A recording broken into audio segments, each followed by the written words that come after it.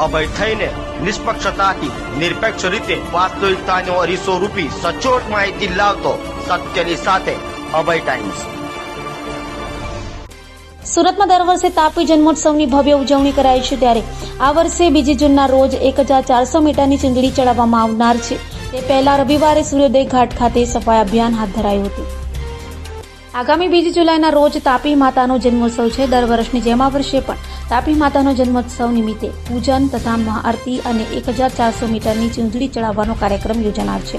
તો આ કાર્યક્રમ પૂર્વે આજે 29 જૂન રવિવારના રોજ સવારે સૂર્યોદય ઘાટ કુરુક્ષેત્ર ધામ ખાતે તાપી માતા સફાઈ અભિયાનનું આયોજન કરવામાં આવ્યું હતું, જેમાં ટ્રસ્ટી મંડળ અને વ્યવસ્થાપક મંડળના તમામ સભ્યોને હાજર રહી સફાઈ ઝુંબેશમાં ઉત્સાહથી ભાગ લીધો હતો। આ કાર્યક્રમમાં રામમંડીના પૂજ્ય સંત શ્રી સંતરામ બાપુ હાજર રહી સફાઈની કામગીરી કરી હતી અને હાજર સૌને કામગીરી કરવા બદલ અભિનંદન પાઠવી પ્રોત્સાહિત કર્યા હતા।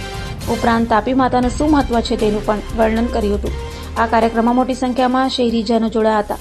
આશરે 100 કરતાં વધુ વ્યક્તિઓએ સફાઈ ઝુંબેશ કરી અને સર્વોદય ઘાટ ખાતે જે લીલ આવી ગઈ હતી તેની સફાઈ કરી હતી। તો આગામી તારીખ 2 જુલાઈના રોજ મા તાપીનો જન્મોત્સવ છે।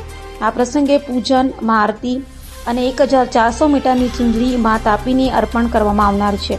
આ પ્રસંગે પૂજા અને મહાઆરતીનો લાભ લેવા તથા ચૂંદડી અર્પણ કરવામાં સહભાગી થવા તમામ શહેરીજનોને ટ્રસ્ટ પરિવાર હાર્દિક આમંત્રણ પાઠવે છે। કમલેશ સેલર, કુરુક્ષેત્ર સ્મશાન ભૂમિ જીર્ણોદ્ધાર ટ્રસ્ટના પ્રમુખ ટ્રસ્ટી। આજરોજ આ પૂજ્ય મોટા સૂર્યોદય ઘાટ ઉપર કુરુક્ષેત્ર સ્મશાન ભૂમિ જીર્ણોદ્ધાર ટ્રસ્ટ દ્વારા સફાઈ ઝુંબેશ ઘાટની કરવામાં આવી રહી છે। સૌ શહેરીજનોને ખ્યાલ છે, દક્ષિણ ગુજરાતના અસીમ આશીર્વચન મા તાપીના આપણા માથે રહ્યા છે। સુખી સંપન્ન આપણે રહ્યા છે, સારું જર સમૃદ્ધિ આપણે મળી રહ્યું છે અને એના પ્રતાપે આજે આપણે સુખી સંપન્ન છે। જે રીતે પૌરાણિક કથાઓ છે તેમાં ગંગાનું સ્નાન કરવાથી આપણે પુણ્ય મળે છે, યમુના નર્મદાના દર્શન કરવાથી મળે છે, તે જ રીતે મા તાપીના ફક્ત સ્મરણ માત્રથી પુણ્ય મળે છે। એ મા તાપીનું પ્રાગટ્ય દિન 2 જુલાઈના બુધવારના દિને આવી રહ્યો છે।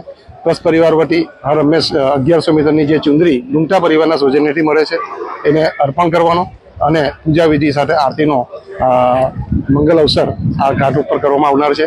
સૌ શહેરીજનોને આ તકે આપણા ચેનલના માધ્યમથી વિનંતી છે કે સૌ સવારના 9 કલાકેથી આ આરતી અને પૂજા અને ચુંદડી અર્પણના કાર્યક્રમમાં આમંત્રિત પધારે અને સૌને આમંત્રણ છે।